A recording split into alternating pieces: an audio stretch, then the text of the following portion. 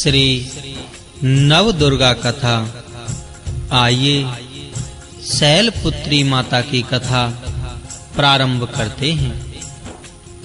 नवदुर्गाओं में प्रथम शैलपुत्री दुर्गा का महत्व और शक्तियां अनंत हैं। नवरात्र पूजन में प्रथम दिन इन्हीं की पूजा और उपासना की जाती है।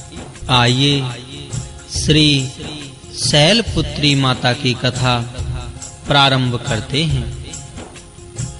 वंदे वांछित लाभाय चंद्रार्ध कृत शेखराम वृषारूढ़ाम शूलधराम शैलपुत्रीम यशस्वनीम।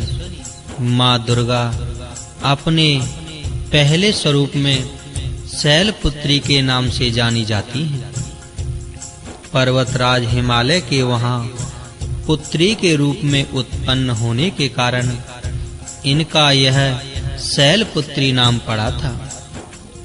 वृषभ स्थिता इन माताजी के दाहिने हाथ में त्रिशूल और बाएं हाथ में कमल पुष्प सुशोभित है। यही नव दुर्गाओं में प्रथम दुर्गा है। अपने पूर्व जन्म में ये प्रजापति दक्ष की कन्या के रूप में उत्पन्न हुई थी। तब इनका नाम श्री सती था। इनका विवाह भगवान शंकर जी से हुआ था। एक बार प्रजापति दक्ष ने एक बहुत बड़ा यज्ञ किया। इसमें उन्होंने सारे देवताओं को अपना-अपना यज्ञ भाग प्राप्त करने के लिए निमंत्रित किया, किंतु भगवान शंकर जी को उन्होंने इस यज्ञ में निमंत्रित नहीं किया। माता सती ने जब सुना कि हमारे पिता एक अत्यंत विशाल यज्ञ का अनुष्ठान कर रहे हैं, तब वहां जाने के लिए उनका मन विकल हो उठा। अपनी यह इच्छा उन्होंने भगवान शंकर जी को बताई।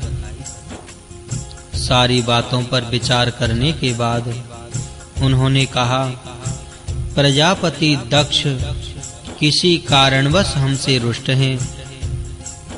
अपने यज्ञ में उन्होंने सारे देवताओं को निमंत्रित किया है।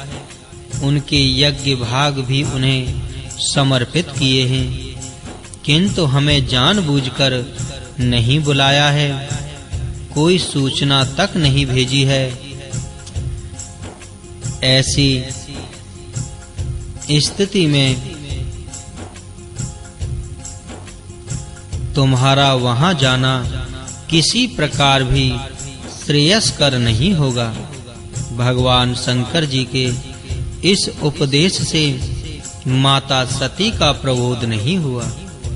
पिता का यज्ञ देखने वहां जाकर माता और बहनों से मिलने की उनकी व्यग्रता किसी प्रकार भी कम ना हो सकी।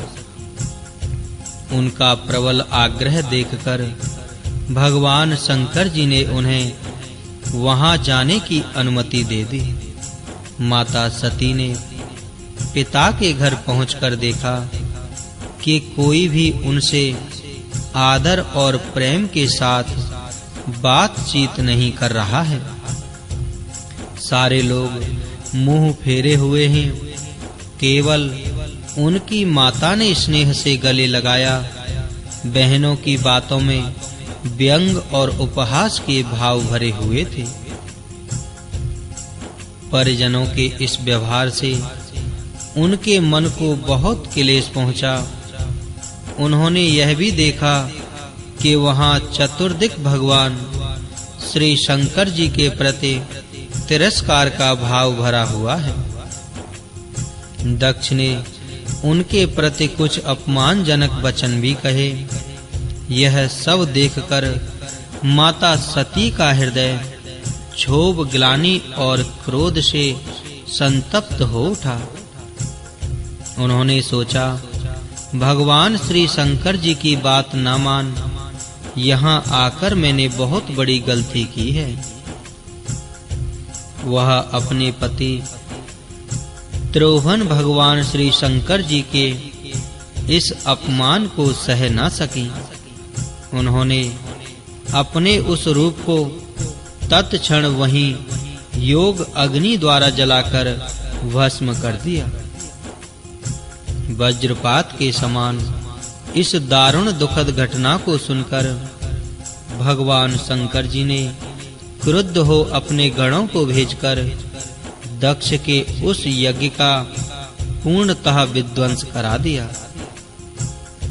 माता सती ने योगाग्नि द्वारा अपने शरीर को भस्म कर अगले जन्म में शैलराज हिमालय की पुत्री के रूप में जन्म लिया। इस बार वह शैलपुत्री नाम से विख्यात हुई। माता पार्वती जी हेमवती भी उन्हीं के नाम है। उपनिषद की एक कथा के अनुसार इन्हीं ने हेमवती रूप से देवताओं का गर्भभंजन किया था।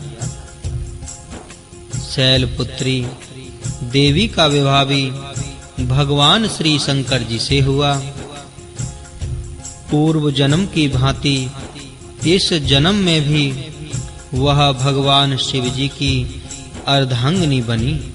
इस प्रथम दिन की उपासना में योगी अपने मन को मूलाधार चक्र में स्थित करते हैं। यहीं से उनकी योग साधना का प्रारंभ होता है। जय मां शैलपुत्री।